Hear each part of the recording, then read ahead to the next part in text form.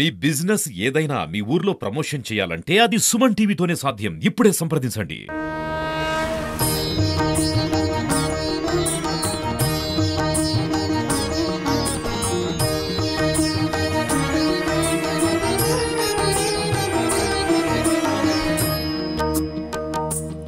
నమస్తే, welcome to Suman TV. మనం ప్రస్తుతం నిర్మల్ జిల్లా దిల్వార్పూర్ మండలం కాల్వ గ్రామంలో ఉన్నాము. కాల్వ నరసింహస్వామి టెంపుల్ వద్ద ఉన్నాము. అయితే కాల్వ నరసింహస్వామి ఆలయము చాలా ప్రసిద్ధిగాంచినటువంటి ఆలయము, స్వయంభూగా వెలిసినటువంటి ఆలయము.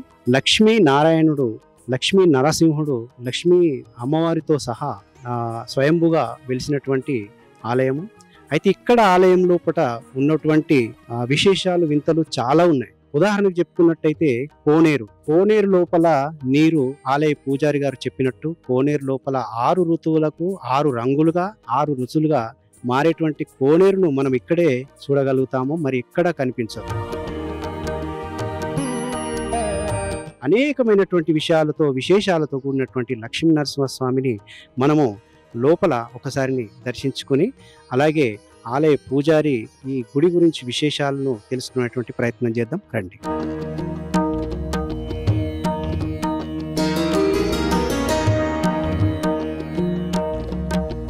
శ్రీ కాల్వ నరసింహస్వామి ఆలయ చైర్మన్ పూజారం మహేష్ గారు మనతో ఉన్నారు. అయితే అలా చెప్పండి, ఇప్పుడు బ్రహ్మోత్సవాలు, స్వామివారి బ్రహ్మోత్సవాలు జరుగుతూ ఉన్నాయి. రేపు చివరి రోజు కదా. అయితే ఈ కార్యక్రమాల మీద మీరు అంటే ఆలయ కమిటీ నుంచి చైర్మన్గా మీరు ఎటువంటి సదుపాయాలు, ఎటువంటి సౌకర్యాలు ఏర్పాటు చేస్తున్నారు? ముందుగా ఈరోజు శ్రీ కాల్వ లక్ష్మీ నరసింహస్వామి దేవస్థానానికి విచ్చేసినటువంటి సుమన్ టీవీ గారికి ప్రత్యేక కృతజ్ఞతలు తెలుపుకుంటున్నాము. స్వాగతం, సుస్వాగతం. మొన్ననే కళ్యాణ బ్రహ్మోత్సవాలు చివరి దశలో, మనకు చివరి రోజు అయినటువంటి ఈరోజు జరుగుతూ ఉన్నాయి బ్రహ్మోత్సవాలు. మనం చూసుకున్నట్లయితే దాదాపు లాస్ట్ గురువారం రోజున కళ్యాణం జరిగింది. ఆ రోజు దాదాపు మన రాష్ట్ర దగ్గర మన జిల్లాలు 4 జిల్లాల నుండి భక్తులు, దాదాపు 25,000 మంది భక్తులు హాజరవ్వడం జరిగింది. భక్తులకు ఎలాంటి ఇబ్బందులు కలగకుండా మా ఆలయ కమిటీ తరపున తగు జాగ్రత్తలు తీసుకొని సంతోషంగా వాళ్ళు మన స్వామివారిని వేడుకొని భక్తులు ఆనందంగా గడుపుకున్నారు. ఇంకా మనం ఇప్పుడు చూసుకున్నట్లయితే ఈ ఆలయం అతి పురాతనమైంది. ఉమ్మడి ఆదిలాబాద్ జిల్లాలోనే అతి పురాతనమైన దేవాలయం, ప్రసిద్ధిగాంచింది. కావున మేము ఒక అదృష్టంగా భావించి మేము ఆలయ కమిటీ తరపున అందరం చాలా కష్టపడి భక్తులకు అన్ని సౌకర్యాలు ఏర్పాట్లు చేయడం జరిగింది. ఈరోజు ఏకాంతోత్సవ సేవ జరుగుతుంది సాయంత్రం. మరియు నీళ్ళ సౌకర్యమే కానీ, అన్నదానమే కానీ, ప్రతి శనివారం అన్నదానం ఉంటుంది. భక్తులకు చాలా ప్రతి ఒక్కటి ఏర్పాట్లు చేస్తున్నామని తెలుపుతా ఉన్నాం. అంటే ఇప్పుడు బ్రహ్మోత్సవాల ప్రారంభం నుంచి అంటే భక్తులు ఏదైనా మాలాధారణ చేపట్టడం జరుగుతుంది. మనకు బ్రహ్మోత్సవాలు, కళ్యాణ బ్రహ్మోత్సవాలకు ముందు ఒక 21 రోజు మనకి ఇక్కడ మాలాధారణ చేస్తారు స్వాములు.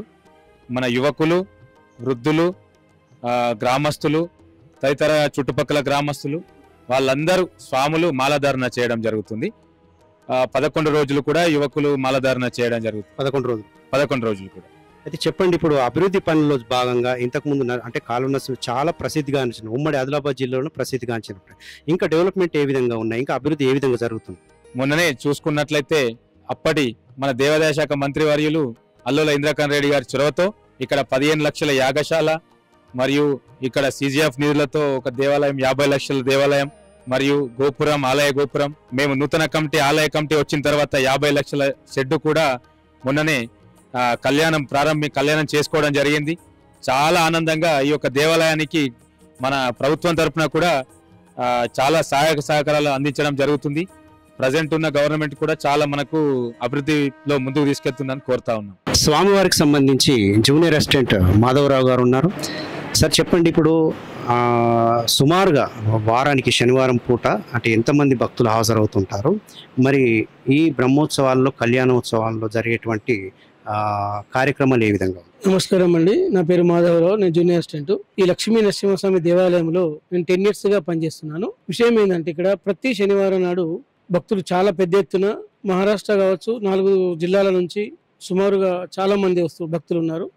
ఇక్కడ ఈ ఇంటి దేవుడు లక్ష్మీ నరసింహస్వామి నిర్మల్ జిల్లా పూర్తిగా ప్రతి గ్రామానికి వెళ్ళినా ప్రతి ఇంటింటికి వెళ్ళినా గ్రామంలో ప్రతి ఒక్కరు కూడా ఇంటి దేవుడాన్ని మొక్కుతారు.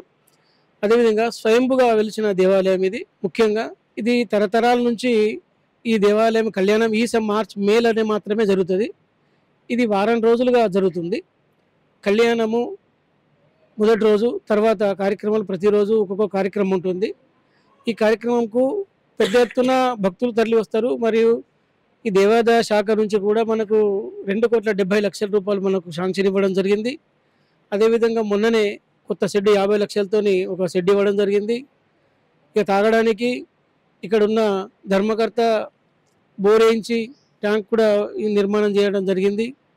భక్తులకు ఎలాంటి ఇబ్బంది లేకుండా ఎలాంటి సౌకర్యం కావాలనుకున్నా కానీ ధర్మకర్తలు మరియు గ్రామస్తులు దేవాదాయ శాఖ నుంచి కూడా చొరవ తీసుకొని ఇమీడియట్లీగా కార్యక్రమం నిర్వహించడం జరుగుతుంది. భక్తులకు ఏ రోజు వచ్చినా రాత్రికి ఇక్కడ ఏంటంటే రాత్రి నిద్ర చేసుకునే అలవాటు ఉంది. ఇక్కడ భక్తులకు ఏంటంటే వాళ్ళ కోరిక ఇక్కడ వచ్చి నిద్ర చేసుకుంటే వారు ఆ సమయంలో భగవంతుడుగా రూపంలో అంటే మనిషి రూపంలో ఎవరి రూపంలో వచ్చిన ఆయన నేను వచ్చిన కార్యక్రమం సిద్ధి అయినది అని చెప్తేనే ఇక్కడ నుంచి బయలుకెళ్ళాలి. అప్పటి వరకు ఉండాలి. సంతానం లేని వారికి కానీ ఆరోగ్యాలు ఏమైనా ప్రాబ్లమ్స్ ఉన్నవారు కానీ ఇక్కడ నిద్ర చేయాలి. మొదటిది ఇక్కడ వసంత పంచమి రోజు ఇక్కడ కోనేరు ఉంది. అష్టమి కోనేరులో మనకు పంచ కళలు అంటే కలర్గా మారుతుంది. ఆ రోజు ఒకరోజు మాత్రమే. దాని యొక్క విశిష్టత చాలా బాగుంది.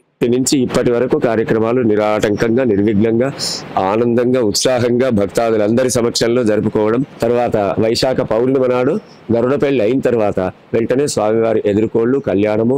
భక్తాదులందరూ ఆ రోజు కనీసం మా అంచనా ప్రకారంగా ఒక 25 నుంచి 30 వేల మంది భక్తులు స్వామివారిని కళ్యాణాన్ని తిలకించడం కోసం వస్తున్నారు అనేది మా అంచనా, మా అందరి. ఇంకెక్కడే కావచ్చు. క్రమంగా ఒక 5 రోజులు యజ్ఞ కార్యక్రమాలు చేసుకుంటూ ఒకరోజు భేరీ పూజా కార్యక్రమం, ఒకరోజు పర్వత పూజా కార్యక్రమం, ఒకరోజు దోపోత్సవం అంటూ పాంచరాత్ర ఆగమంలో పూర్వీకులు ఏ ఉత్సవాలను ఇక్కడ ఏర్పాటు చేశారో ఆ ఉత్సవాలను క్రమం తప్పకుండా చేసుకుంటూ ఈ రోజు ఉదయాన్నే స్వామివారి పుష్పయాగం నాగవెల్లి కార్యక్రమం జరుపుకోవడం జరిగింది. సాయంకాలం ఏకాంతోత్సవంతో ఈ బ్రహ్మోత్సవ కార్యక్రమాలు ముగిస్తున్నాయి.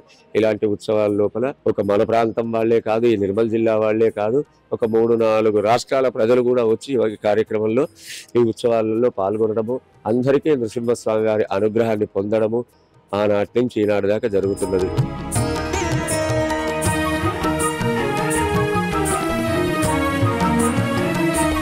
ఇది లక్ష్మీ నరసింహస్వామి పాదముద్ర.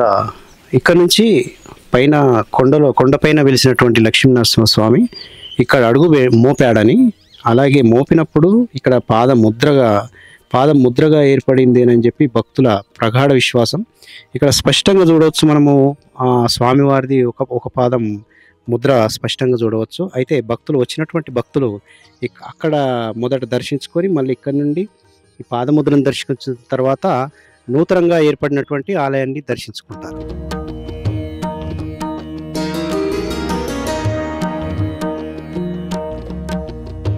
ఇది ఇక్కడ కాల్వ నరసింహస్వామి మొదట వెలిసినటువంటి చిన్న గుడి మనకు కనిపిస్తూ ఉన్నది. దాదాపు ఒక 200 మెట్లు ఎక్కిన తర్వాత ఇప్పుడు ఇక్కడ తోవ లేదు, మెట్లు కూడా లేవు, ఓన్లీ రైలింగ్ మాత్రం ఉన్నది. దీన్ని పట్టుకొని పైకి వెళ్ళాలి.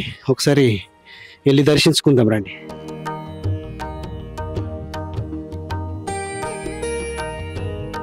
ప్రస్తుతం స్వామివారు వెలిసినటువంటి ప్రదేశానికి అయితే వచ్చాము. మరి చాలా ఎత్తు మీద స్వామివారు వెలిసారు. అయితే స్వామివారు ఇక్కడి నుంచి కిందికి నడుచుకుంటూ వెళ్ళి, అంటే ఇదంతా దట్టమైనటువంటి అడవి ప్రాంతము, అక్కడ వరకు స్వామివారు నడుచుకుంటూ వెళ్ళి ఆ వెళ్ళినటువంటి క్రమం లోపల ఒక పాదముద్ర అనేది పడింది. ఇంతకుముందు మనం దర్శించుకోవడం జరిగింది.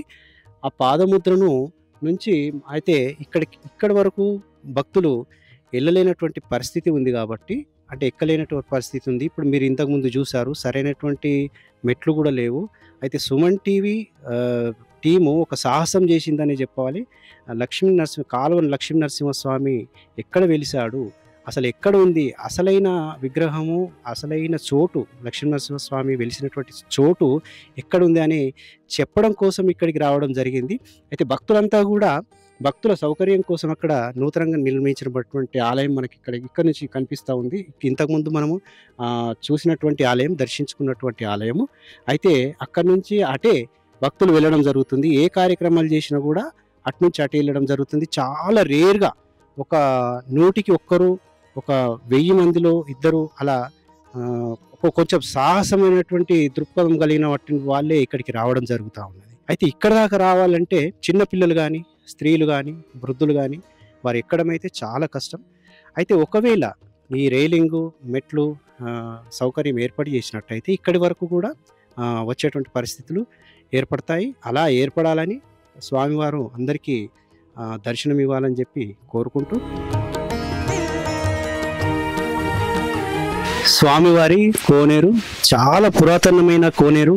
ఎప్పుడు ఎన్ని సంవత్సరాల క్రింద ఏర్పడ్డది ఏంటి అన్నది ఇప్పటి వరకు తెలియదని చెప్పి ప్రధాన అర్చకులు అయితే చెప్పారు. మరి ఈ కోనేరుకు ఉన్నటువంటి విశిష్టత ఏంటంటే ప్రతి ఋతువులో ఒక్కొక్క రంగు మారడం, 6 ఋతువులలో 6 రంగులు మారడం, 6 రుచులు మారడం, టేస్ట్ కూడా. అంటే ఒక్కొక్క ఋతువుకు ఒక్కొక్క రంగు కనిపిస్తుంది నీరు. ఇప్పుడు ప్రస్తుతం లైట్ బ్లూ కలర్ లో కనిపిస్తుంది. ఇంకా వేరే ఋతువులో వచ్చినట్టయితే మరొక కలర్ రంగులోకి మారుతుంది.